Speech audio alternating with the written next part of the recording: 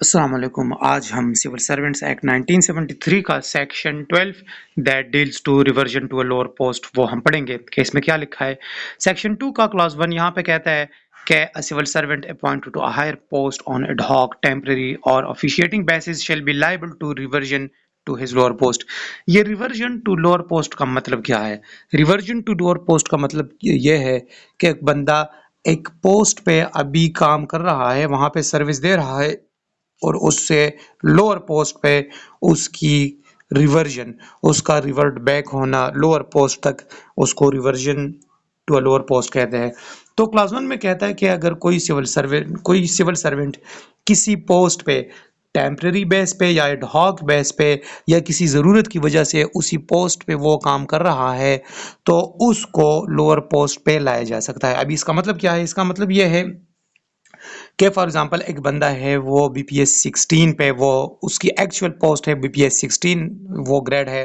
Post है for example वो assistant professor है और प्रोफेसर की सीट खाली है, वहाँ पे अभी एक बंदी की अपॉइंटमेंट हुई, या तो उसको टेम्परेरी बेस पे उसको 16 वाले को जो असिस्टेंट प्रोफेसर है उसको 17 पे, यानी फॉर एग्जांपल मैं ये स्केल मैं एग्जांपल के तौर पे ये दे रहा हूँ, वो 17 पे उसको वहाँ पे बिठाया गया टेम्परेरी बेस पे कि जब यहाँ पे जो एक्चुअल पोस्ट है 17 का जो प्रोफेसर है उस पे अगर कोई बंदा आए तो फिर आपकी रिवर्जन बैक होगी, या एडहॉक बेस पे कोई अपॉइंटमेंट हुई उसी पोस्ट पे। सो इस केस में तो लोअर, फिर उसी पोस्ट पे जो एक्चुअल पोस्ट पे जो बंदा आए थ्रू प्रॉपर चैनल, तो जो उस पे टेम्परेरी बेस पे वो काम कर रहा था तो उसकी रिवर्जन बैक होगी, वो रिवर्ट बैक हो सकता है अपनी लोअर पोस्ट को जो उसकी एक्चुअल पोस्ट थी।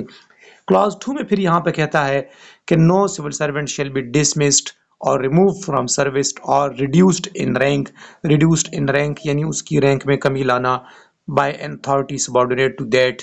Bye which he was appointed. इसका मतलब ये है कि कोई भी सिविल सर्वेंट ना तो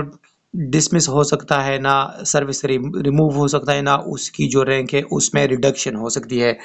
कौन नहीं कर सकता? जो अपॉइंटिंग अथॉरिटी है उसका जो सुबॉर्डिनेट है वो हरगिज नहीं कर सकता। ये हम जाके एफिशिएंसी एंड डिसिप्लिन रूल में हम ये पढ़ेंगे कि जो जो पेनल्टी देगा, मेजर एंड माइनर पेनल्टी, तो वो जो कॉम्पिटेंट अथॉरिटी है, जो अपॉइंटिंग अथॉरिटी है, सो वो देगा। सो यहाँ पे भी ये लिखता है कि कोई भी अपॉइंटिंग अथॉरिटी से नीचे रैंक का बंदा, उसका सबॉर्डिनेट, वो किसी भी सिविल सर्वेंट को ना तो डिसमिस कर सकता है, ना उसकी रिडक्शन कर सकता है इन स्केल इन रैंक, और ना उसको रिमूव फ्रॉम सर्विस कर सकता है। फिर क्लॉज 3 में फिर कहता है कि no such civil servant as aforesaid shall be dismiss. अच्छा, यहाँ पे कहता है कि कोई भी सिविल सर्वेंट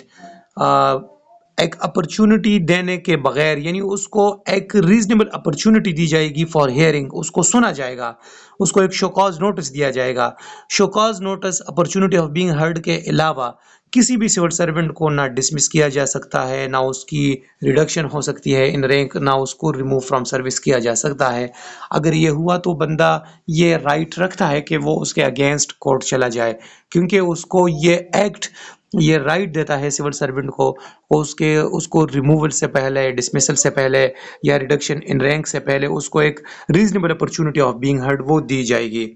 फिर इसके बाद एक प्रोविजो है, उसमें कहता है कि this subsection shall not apply. This subsection means कि ये सबसेक्शन जो सबसेक्शन 3 है, this subsection 3 shall not apply where a civil servant is dismissed or removed from service or reduced in rank on the ground of conduct which has led to his conviction on criminal charge। अच्छा जी, ये इसका मतलब ये है कि ये जो opportunity of being heard है, ये उस सिविल सर्वेंट को नहीं दी जाएगी। इससे पहले मैंने कहा ना कि according to this act civil servant को रिमूवल, डिसमिसल वगैरह से होने से पहले उसको एक reasonable opportunity of being heard दी जाएगी, ये उसका राइट है। लेकिन साथ में फिर ये कहता है कि ये सबसेक्शन फिर अप्लाई नहीं होगा उन सिविल सर्वेंट्स पे जो कि किसी कंडक्ट या किसी क्रिमिनल चार्ज की वजह से उसको कन्विक्शन यहाँ पे लिखा है ना, कन्विक्ट, यानी उसको मुजरिम ठहराया गया। अगर वो मुजरिम ठहराया गया किसी कोर्ट ने, फॉर एग्जांपल नैब ने या एफआईए या किसी और कोर्ट ऑफ लॉ ने उसको कन्विक्ट ठहराया, तो उस कन्विक्शन यानी क्रिमिनल चार्ज की वजह से, क्रिमिनल चार्ज यहाँ पे सिविल नहीं क्रिमिनल चार्ज की बात की जा रही है, तो क्रिमिनल चार्ज की वजह से अगर कोई सिविल सर्वेंट कन्विक्ट ठहराया गया तो फिर उसको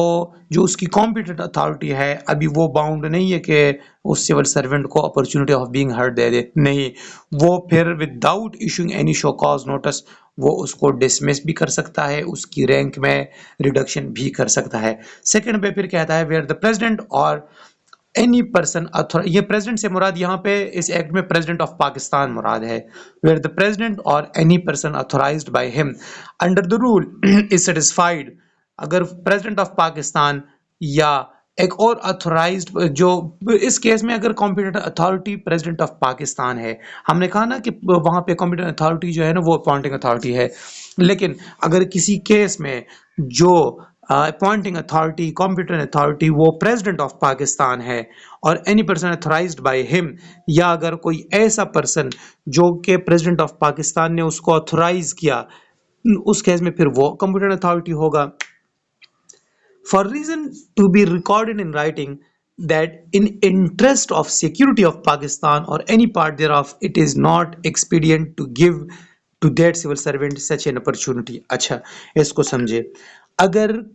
कोई केस में competent authority president of Pakistan है या ऐसा बंदा जिसको प्रेसिडेंट ऑफ पाकिस्तान ने अथोराइज किया, ये डेलीगेशन ऑफ पावर में आता है, उसको अपनी पावर कुछ पावर डेलीगेट कर सकता है, यानी उसने अथोराइज किया प्रेसिडेंट ऑफ पाकिस्तान ने, तो इस केस में अगर वो है तो वो उस सिविल सर्वेंट को के अगर वो प्रेसिडेंट ऑफ पाकिस्तान समझता है कि अगर इस सिविल सर्वेंट को अपॉर्चुनिटी ऑफ बीइंग हर्ड दिया जाए, उसको ये अपॉर्चुनिटी दी जाए कि उसको सुना जाए, ये पाकिस्तान की सिक्योरिटी या खुद मुख्तारी या पाकिस्तान की इंटेग्रिटी के लिए ख़तरा है, अगर प्रेसिडेंट ऑफ पाकिस्तान ये ज़रूरी समझे, तो फिर इस केस में भी उसको जो सेक्शन सब सेक्शन 3 है ये वाला, तो सब सेक्शन 3 फिर उस पर भी अप्लाई नहीं होगा, तो फिर जो कॉम्पिटेंट अथॉरिटी है वो उसको without giving any opportunity of being heard उसको डिसमिस भी कर सकता है, उसकी रैंक में रिडक्शन भी कर सकता है और उसको रिमूव फ्रॉम सर्विस भी कर सकता है। This was all about section 12।